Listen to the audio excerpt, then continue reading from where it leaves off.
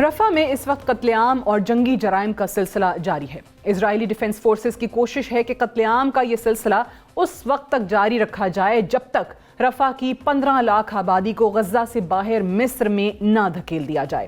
فلسطینی آبادی کو غزہ سے باہر دھکیلنے کی صورت میں اسرائیل اپنے گریٹر اسرائیل پلان کی طرف ایک قدم اور بڑھ جائے گا۔ اسرائیلی جنگی جرائم کو دیکھتے ہوئے یہ بات روز روشن کی طرح عیاں ہے کہ قتل عام کا مقصد حماس کا خاتمہ نہیں بلکہ فلسطین کی نہتی عوام کو نشانہ بنانا ہے۔ اسی طرح یہ بھی واضح ہو چکا ہے کہ 7 اکتوبر کو حماس کے حملے بھی ایک فالس فلیگ آپریشن تھا جس کا واحد مقصد اسرائیلی ڈیفنس فورسز کو غزہ میں کارروائی کا بہانہ فراہم کرنا تھا۔ حماس کے حملوں نے اسرائیل کو بچوں، عورتوں اور نہتے عوام کو مارنے کا لائسنس فراہم کیا۔ اسرائیل نے آج امریکی اسلحے کی بدولت غزہ میں ایسے حالات پیدا کر دیے ہیں جہاں رہائش ہی ممکن نہیں رہی۔ گزشتہ 4 ماہ سے فلسطینی عوام کو شمالی غزہ سے دھکیل کر اب رفح تک محدود کیا جا چکا ہے۔ رمضان کی آمد کے ساتھ اسرائیلی ڈیفنس فورسز ایک انڈسٹریل سکیل پر قتل عام کا ارادہ رکھتی ہیں۔ اسرائیلی وار کیبنٹ کے رکن بینی گینٹس نے آج سے 3 دن قبل پریس کانفرنس کرتے ہوئے کہا تھا کہ ہم دنیا اور حماس کی قیادت کو بتا دینا چاہتے ہیں کہ اگر رمضان کے آغاز یعنی 10 مارچ تک اسرائیلی ہاسٹیجز کو نہ چھوڑا گیا تو رفح میں اسرائیلی ڈیفنس فورسز اپنے آپریشن کا آغاز کر دیں گی۔ اسرائیلی وزیر کا مزید کہنا تھا کہ ہم اپنی کارروائی کو امریکہ اور مصر کے ساتھ کوآرڈینیٹڈ ایفرٹ کے ساتھ جاری رکھیں گے جس میں سویلین آبادی کا کم سے کم نقصان ہو۔ اسرائیلی وزیر کے بیان کا اگر پوسٹ مارٹم کیا جائے تو ہم واضح انداز میں کہہ سکتے ہیں کہ اسرائیل اس وقت مکمل طور پر زائنسٹس کے کنٹرول میں ہے۔ فلسطینی آبادی کے غزہ سے مکمل اخراج سے پہلے اسرائیل کسی صورت پیچھے ہٹنے والا نہیں ہے، اور یہ پہلا موقع ہے کہ اسرائیل کے کسی عہدیدار کی طرف سے حملے کی ڈیڈ لائن دی گئی۔ اسرائیلی وزیر بینی گینٹس کا یہ کہنا کہ ہم کم سے کم جانی نقصان کی کوشش کریں گے بالکل سراسر جھوٹ ہے۔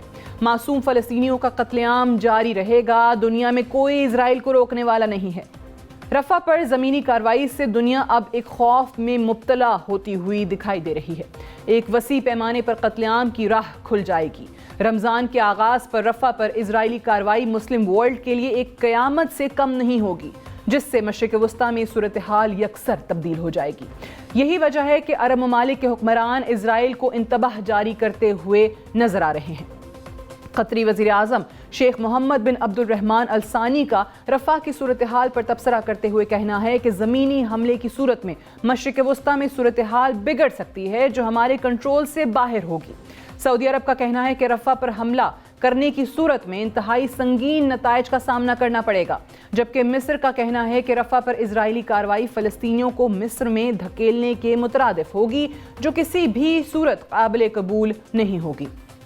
رمضان کے مہینے میں رفح پر زمینی کارروائی کی صورت میں عرب ممالک میں عرب سپرنگ جیسی تحریک کا بھی آغاز ہو سکتا ہے۔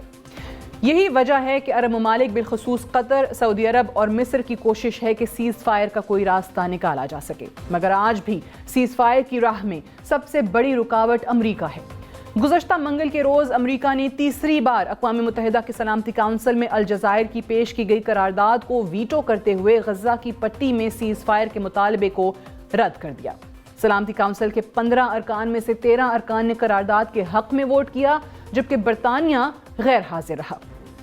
امریکہ نے اقوام متحدہ میں غزہ کے اندر عارضی سیز فائر پر اپنی قرارداد پیش کرتے ہوئے کہا کہ الجزائر کی قرارداد جنگ کے خاتمے کے لیے مذاکرات کو خطرے میں ڈال دے گی۔ امریکہ نے اپنی قرارداد میں اسرائیل کو رفح پر حملہ کرنے سے خبردار کیا ہے۔ امریکہ کا کہنا ہے کہ فوری جنگ بندی کا صحیح وقت نہیں ہے کیونکہ اسرائیل اور حماس کے درمیان مذاکرات جاری ہیں۔ آج کے ایڈیٹوریل کو اس نقطے پر کنکلوڈ کرتے ہوئے ہم واضح الفاظ میں کہہ سکتے ہیں کہ امریکہ کوئی بھی ایسا قدم نہیں اٹھانا چاہتا جس سے اسرائیل کے مفادات کو نقصان پہنچے۔ امریکہ کے لیے اسرائیلی مفادات سب سے اہم ہیں اور عرب ممالک کی کوئی اہمیت نہیں۔ حماس رفح پر جنگ کو صرف اور صرف اسرائیلی ہاسٹیجز کو چھوڑنے کی صورت میں التوا میں ڈال سکتا ہے، مگر ایسا ہوتا ہوا بھی نظر نہیں آ رہا۔ اسرائیل نہ حماس کا خاتمہ چاہتا ہے نہ اسرائیل ہاسٹیجز کی آزادی چاہتا ہے۔ یہودی ریاست اپنے گریٹر اسرائیل پلان کی طرف بڑھ رہی ہے اور مسلم دنیا رمضان میں فلسطینی عوام پر مزید مظالم ہوتے ہوئے دیکھے گی اور ہم بے بس بنے بیٹھے رہیں گے۔ یا اللہ فلسطینی عوام پر رحم فرما، اور ہمارے حکمرانوں کے دلوں سے صہیونیت کے خوف کو دور کر۔ آمین۔